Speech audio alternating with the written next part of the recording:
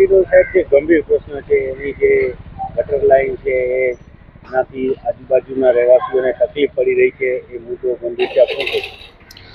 મૂળ મુદ્દે એવું છે કે માંડવી નગરપાલિકાના વહીવટદારો, ચૂંટાયેલા પ્રતિનિધિઓ અને ચીફ ઓફિસર એ બધાની જવાબદારી બને કે નગરપાલિકા વિસ્તારમાં કોઈના પણ મકાનમાં ગટર લાઈન, પાણી લાઈનની જોડાણ જોતું હોય, પછી નાનામાં નાનો માણસ હોય, મોટો બંગલાવાળો હોય, એના ટેક્સ લઈને, એને ડિપોઝિટ લઈને એને કનેક્શન આપી દે.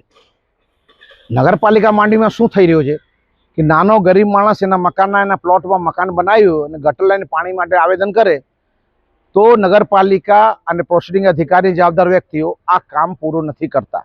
એમને કનેક્શન નથી. નાના માણસોને રજળાવે છે, ધક્કા ખવડાવે છે અને કામ નથી કરતા.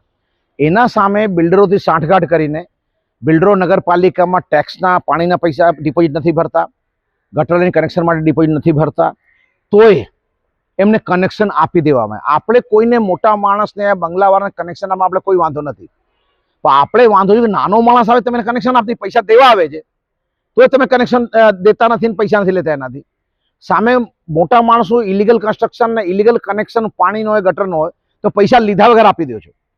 અને જો પૈસા લીધા હોય તો જે અહીંયા ખાતામાં જમા નથી થયા તો ત્યાંથી પૈસા નીકળીને ચાલવામાં એટલા દૂર તો નથી કે નગરપાલિકા સુધી ન પહોંચે. આ વાત શું કામ આવી છે કે થોડા દિવસ પહેલા એક બેનને અહીંયા રસ્તા પર, હાઈવે પર એક આખલા એક્સિડન્ટ થયું હતું જેનામાં બેન ગુજરી ગયા. નિયમ પ્રમાણે નગરપાલિકાને 3 લાખ રૂપિયા આપવા પડે. જ્યારે નગરપાલિકાએ પૈસા ના આપ્યા, નગરપાલિકા ચીફ ઓફિસરને ફોન કર્યો હતો ત્યારે એમને એવો જવાબ આપ્યો કે મારો ફંડ નથી.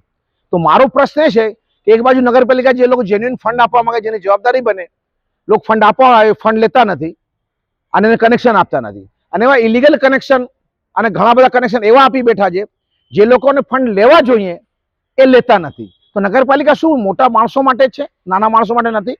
શું નગરપાલિકા આ રીતે ચાલવા માંગે છે? જય હિન્દ.